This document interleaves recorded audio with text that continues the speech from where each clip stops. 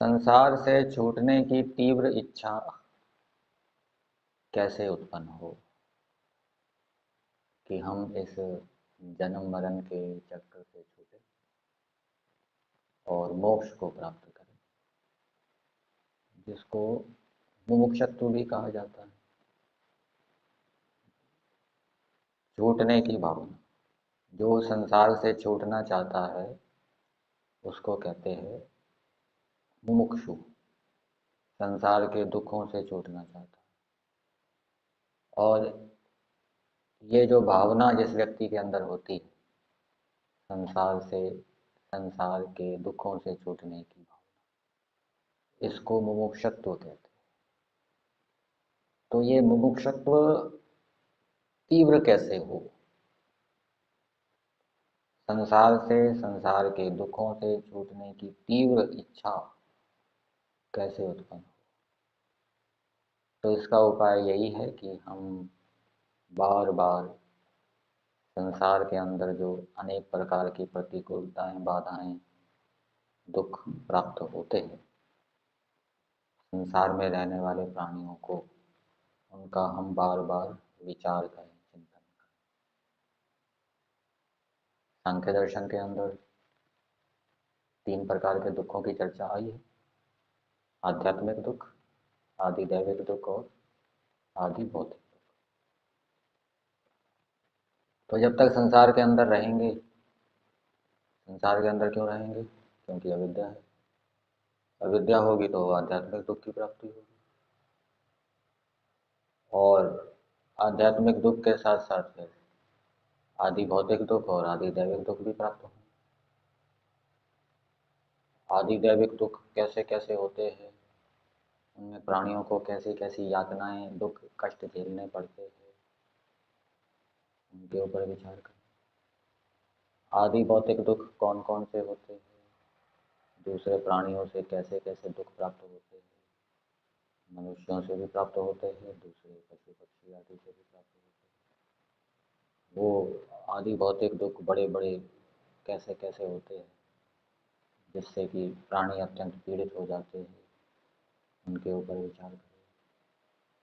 फिर जो आध्यात्मिक दुख प्राप्त होते हैं, शरीर के अंदर रोग उत्पन्न हो गया, मानसिक रोग उत्पन्न हो गए, शरीर के अंदर कैसे कैसे बड़े बड़े रोग लग जाते हैं, कितनी यातनाएं सहन करनी पड़ती है, कितने कष्ट उठाने पड़ते हैं। मानसिक रोग बड़े बड़े कैसे कैसे होते हैं, उनके ऊपर विचार करें। मिर्गी का रोग है, पागलपन का रोग है, और भी कैसे कैसे रोग। तो यदि संसार के अंदर रहेंगे, अविद्या हमारे पास यदि होगी, तो ये दुख उठाने पड़ेंगे। और जीवात्मा दुख नहीं चाहता, इसलिए जितना वो दुखों का, प्रतिकूलताओं का चिंतन करेगा, उतना उसका उन दुखों से छूटने की इच्छा क्या है, प्रबल हो। और संसार में फंसना है तो संसार के सुखों का चिंतन करो। यहाँ देखो क्या क्या सुख है संसार के अंदर। बढ़िया बढ़िया खाने पीने को मिलता है, बढ़िया बढ़िया देखने सुनने को मिलता है। अब संसार के सुखों का ही चिंतन करते रहेंगे तो फिर संसार में ही रहने की इच्छा होगी, फिर मुमुक्षुत्व उत्पन्न नहीं होगा। इसलिए मुमुक्षुत्व की तीव्रता के लिए बार बार संसार के दुखों का चिंतन करना चाहिए। इसलिए न्याय दर्शन के अंदर भी जो 12 प्रमेय बताए गए हैं, उन 12 प्रमेयों में दुख लिया है, सुख नहीं लिया। सुख इसलिए नहीं लिया कि सुख होता ही नहीं, सुख का खंडन नहीं कर रहे, निषेध नहीं कर रहे। दुख इसलिए लिया कि जो साधक है वो दुखों का चिंतन करे, दुखों की भावना बनाए। दुखों की भावना बनाने से उसको वैराग्य होगा, वैराग्य होने से समाधि लगेगी, और फिर वो जन्म मरण के चक्कर से छूटे।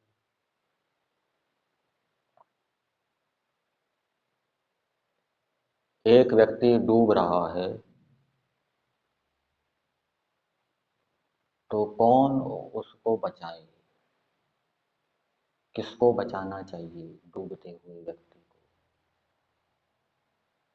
डूबता हुआ व्यक्ति छोटा भी हो सकता है, बड़ा भारी भरकम भी हो सकता है। तो जो उसको बचाएगा डूबने से, तो उसको कैसे बचाना चाहिए? छोटे व्यक्ति को कैसे बचाना चाहिए? और बड़ा भारी भरकम व्यक्ति है उससे भी, तो उसको फिर कैसे बचाना चाहिए? और किसको नहीं बचाना चाहिए? तो जिसको तैरना नहीं आता वो तो डूबते हुए व्यक्ति को बचा ही नहीं सकता। तो उसको क्या करना चाहिए? वो किसी दूसरे को बता दे जो तैरना जानता है कि देखो वहाँ व्यक्ति डूब रहा है, उसको बचाया जाए। वो प्रेरणा दे सकता है। ठीक है। और जो तैरना जानता है तो वो भी कैसे बचाएगा, वो भी देखेगा व्यक्ति कैसा है। यदि वो हल्का है बचाने वाला और डूबने वाला भारी भरकम है, तो वो तो यदि उसके पास जाएगा तो भारी भरकम व्यक्ति तो उसको इतना पकड़ लेगा जोर से, तो बचाने वाले के भी डूबने की संभावना हो जाएगी, वो भी डूब सकता है। इसलिए ऐसी स्थिति में बचाने वाले को रस्सी से उसको बचाना चाहिए, उसको रस्सी दे देनी चाहिए, रस्सी के माध्यम से आ जाए। और यदि बचाने वाला भारी भरकम है, डूबने वाला छोटा है, तो फिर वो उसके पास जा सकता है, उसको उठा के ला सकता है। ठीक है। इसी प्रकार से व्यक्ति संसार के अंदर रहते हुए परोपकार करना चाहता है, दूसरों को सुधार करना चाहता है, दूसरों के रोगों को दूर करना चाहता है। ठीक है। तो दूसरे का सुधार कौन करे, दूसरों के रोगों को दूर कौन करे? यदि व्यक्ति की योग्यता ऐसी है कि यदि वो दूसरे को सुधारने लग जाएगा, दूसरों के रोगों को दूर करने लग जाएगा, तो वो भी बिगड़ सकता है, वो भी रोगी हो सकता है। तो ऐसी स्थिति में उसको ये उपकार नहीं करना चाहिए, किसी दूसरे को प्रेरित कर देना चाहिए कि अमुक व्यक्ति बेचारा बुराइयों में फंसा हुआ है, अमुक व्यक्ति रोगी है। किसी सामर्थ्यवान को जो गिर ना सके, अपने आप को संभालते हुए वो दूसरे को सुधार सके, दूसरे के रोग को दूर कर सके, ऐसे व्यक्ति को प्रेरित कर देना चाहिए। क्योंकि वो यदि स्वयं उसको सुधारने लग जाएगा तो उसके भी बिगड़ने की संभावना है। दूसरे के रोग को दूर करने लग जाएगा तो उसकी उन्नति में ये बाधक है, बाधा हो सकती है, अवनति भी हो सकती है। तो ऐसी स्थिति में जिसकी गिरने की संभावना है, कि यदि मैं दूसरे को सुधारने का प्रयास करूंगा व्यक्तिगत रूप से, एक दो व्यक्तियों को, या दूसरे के रोग को दूर करने का प्रयास करूंगा, तो उससे मेरी अवनति हो सकती है, मेरे कुसंस्कार जाग सकते हैं। तो ऐसी स्थिति में उसको व्यक्तिगत रूप से, समीप से भी और दूर से भी सुधारने का या रोग को दूर करने का प्रयास नहीं करना। कभी समीप रहना पड़ता है तो समीप रहने में फिर उससे भी बिगाड़ होने की संभावना है। और कभी दूर से भी व्यक्ति सुधारना चाहता है, फोन आदि के माध्यम से कुछ सलाह देकर, कुछ बातचीत करके, तो उसमें भी उसकी बिगाड़ की संभावना है, कुसंस्कार जाग सकते हैं। तो ऐसी स्थिति में उसको ना समीप रहकर उसको सुधारना चाहिए, उसके रोग को दूर करना चाहिए, ना दूर रहते हुए व्यक्तिगत रूप से फ़ोन करके उसको कोई उपदेश सलाह देनी चाहिए, उसके रोग को दूर करना चाहिए।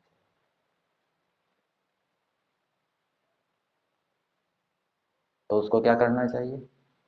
वो व्यक्तिगत रूप से तो किसी के साथ उलझे ना जिसकी गिरने की संभावना है।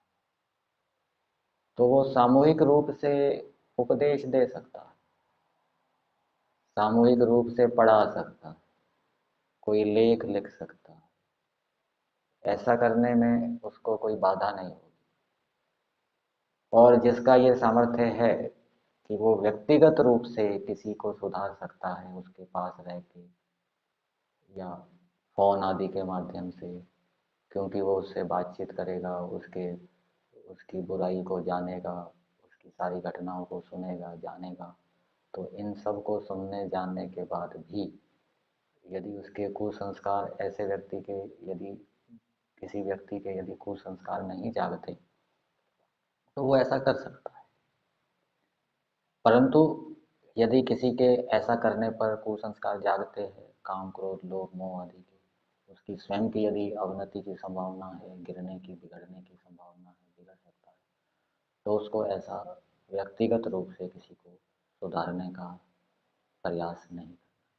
सामूहिक रूप में वो कोई उपदेश कर दे, पढ़ा दे, लेख लिख दे, ठीक। तो ये योगाभ्यासी व्यक्ति को इस विषय में ध्यान रखना चाहिए, क्योंकि एक भी लौकिक व्यक्ति से यदि मित्रता कर ली तो लौकिक व्यक्ति मतलब जिसके अंदर सांसारिक वासनाएं हैं, जो सांसारिक विचारों से युक्त है, तो उसका प्रभाव उसके ऊपर पड़ सकता है। तो अब योगाभ्यासी व्यक्ति को भी परोपकार तो करना है, तो वो किस प्रकार से परोपकार करे, तो वो अपने स्तर को देखते हुए करे, इस प्रकार से परोपकार करे जिससे कि इस प्रकार से दूसरों के रोगों को या दूसरों की बुराइयों को दूर करने का प्रयास करे जिससे कि उसके कुसंस्कार ना जागे, उसकी अवनति ना हो। यदि व्यक्तिगत रूप से संपर्क करने से हानि होती है तो ऐसा ना करे, सामूहिक रूप से वो व्याख्यान या कोई लेख या पुस्तक ग्रंथ रचना आदि के माध्यम से उपकार कर सकता।